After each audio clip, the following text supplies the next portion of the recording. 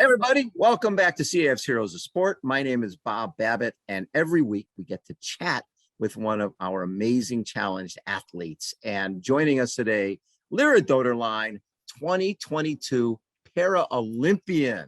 How you doing, Lera? I'm so good, Bob. Thanks for having me back on the show. Always so much fun to chat with you. 18 years old and going to your first Paralympic Games. How's it feel? It's pretty surreal right now. I mean, I'm trying to soak up the idea of it, but I'm just excited to get to the point where I'm actually in Beijing competing. What's fascinating to me is really you had no sport in your life first 14 years, right? Yeah, about 14 years up until the point I had my amputations. And that had to be so frustrating for you as a little kid, seeing everybody else out playing, and you're on crutches with leg braces, not being able to play with the other kids. Yeah, it was pretty confusing when I grew up. I mean, I would go through PE class and I'd see my other friends play sports and I would think, oh, I'd love to try that sport. And then I think that might be a little hard with braces or and orthotics. So it was a life-changing situation for me after I got my amputations and then found hockey and then on and on. Well, and for people who don't know the story, so you were adopted out of Russia and you were born with a birth defect, so both legs were deformed, and really your birth parents could not afford the medical treatment that you needed, which is why you were put up for adoption. And Correct. you come to Arizona. How old were you when you came to Arizona? Well, I actually, my family, when they first adopted me, I was 18 months or so. Yeah. And I first came to Minnesota actually before Ah, Arizona. yes. Yeah, very young part of my life, but I came to Arizona probably when I was 4 or 5 years, just before I started preschool. And so you're on again with leg braces and arm crutches and just sort of struggling with those legs. And but there was a point where the doctor said, listen, you're putting a lot of strain on your shoulders and dragging legs around that aren't really going to be functional. You might want to think about amputation. I think your adoptive parents were like, no way we would do that. But for you, it didn't sound like a bad idea. Yeah, I mean, I'd say between my family and friends and everybody around us, everybody had different opinions on it. I kind of threw myself into the idea of it just because I knew that I wanted better opportunity for mobility in the future and just more opportunity for independence, obviously. My parents, of course, I mean, my dad especially was very hesitant about it. My mom, I mean, both my parents were really supportive no matter what. I was always a bit surprised, but even at the age of 14, they trusted me. Uh, so they pretty much had my back the whole time. And I think that hesitancy was it was a good thing. It was like a healthy kind of hesitancy because it helped us make that decision and take the time really to scope out all the options and the reasonings towards it. And so I think it was good skepticism for them. Well, And yeah, you want to look at every option, and you yeah. obviously chose the option that was best for you. So, what was the first sport sled hockey? You're like a kid in a candy store. You had no sport. All of a sudden, you're 14 years old. These weights are gone, and you can do whatever the heck you want. Yeah. Was sled hockey it? Sled hockey was it. I mean, I got into my clinic for getting set up for prosthetics, and within a week of getting all that stuff set up, I met a guy up in Arizona, and he was missing a leg above his knee, and he told me to come try sled hockey. And being in Arizona, I really didn't think much of it.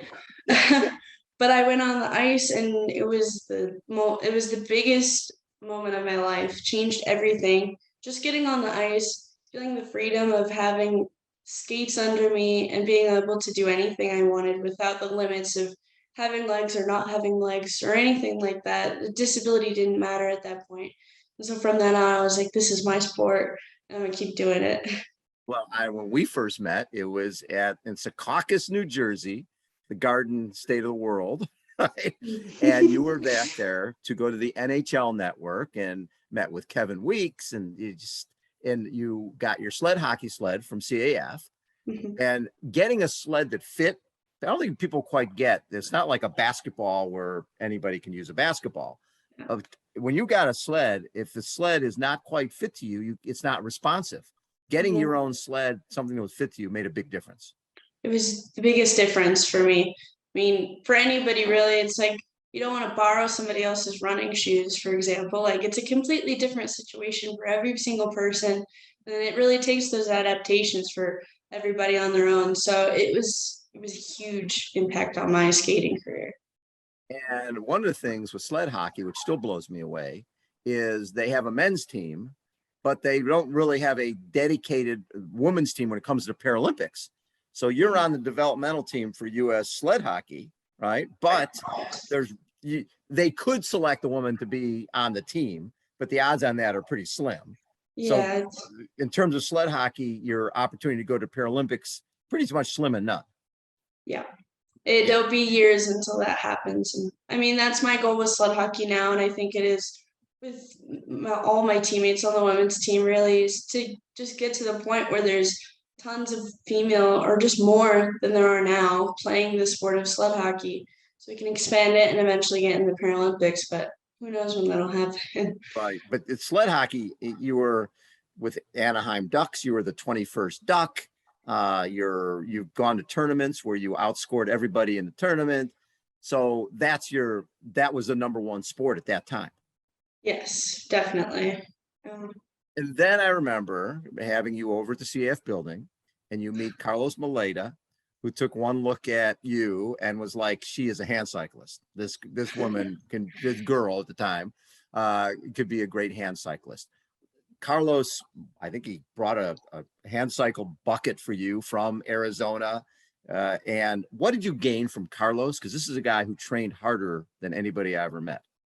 Oh man, Carlos is one of those people that every single situation, every event that you go through with them, you learn something from it.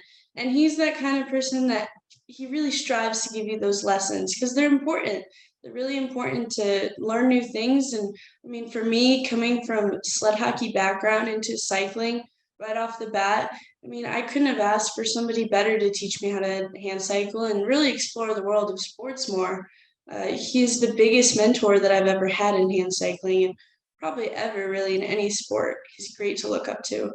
Because he got you on the trainer a couple hours a night, and that it doesn't just help for hand cycling. That helps for everything you do. It probably really helped when you got on the snow. It's definitely great cross training. I would say every sport is great cross training for every sport in some way and sense. So it's great. Yeah. Then you become part of the women's hand cycling team, CF's women's hand cycling team, and you're out there racing with Oksana Masters and with all these other women who end up going on to the Paralympics. So, and you're the youngest person on the team. What did you gain from being part of that team? Because you guys are traveling the country. You're going to the Doederleins in Wisconsin. You're going up to Boise, Idaho. You guys were a professional team. I mean, it was pretty crazy to be able to cycle with some of the best female competitors in the world. Yeah. I mean, it was such an honor. I mean, as a young person, probably 16 at the time or younger, racing on the team with these females who have been cycling for who knows how long. I mean, it was just a humbling experience to make friends with them, obviously, but also to gain mentorship from them and be a peer of theirs. And to now come up, I mean, last year in Boise, Idaho, we had our first really big event, joined with Challenge Athletes Foundation, and that was pretty great to see because I was starting to see that I actually had an impact on younger people too. So it's great to be mentored by others, but also have the opportunity to learn from them and now hopefully be a good mentor to others coming up. So when you first started para Nordic and then para biathlon, which is basically Nordic skiing and shooting, how tough was that going from sled hockey and hand cycling to this new sport? It was very, very different. I mean, the first time I got on snow, I kind of thought, okay, this is pretty similar to sled hockey. But the more and more I dove into the sport, and then biathlon, of course, I realized they're two different disciplines and completely different sports. No, I mean, one of the biggest things that you notice that are similar is your stride that you take. You use two sticks or poles and you're pushing forward. But there's so much difference, so many things differentiating the two sports. So it's been a learning curve for me, but I mean, every day I'm growing and it's pretty exciting to see my progress in the sports. When did you find out that you'd be going to Beijing? I found out about a week ago, exactly a week ago, that I'm going to Beijing. And I mean, it was pretty incredible to hear. Going to your first Paralympics, age of 18. People I've interviewed over the years who missed the Olympics by a spot, and then came to the Olympics, that next Olympics. They're like, boy, I wish I had that first Olympic experience. Then I would know what I'm in for.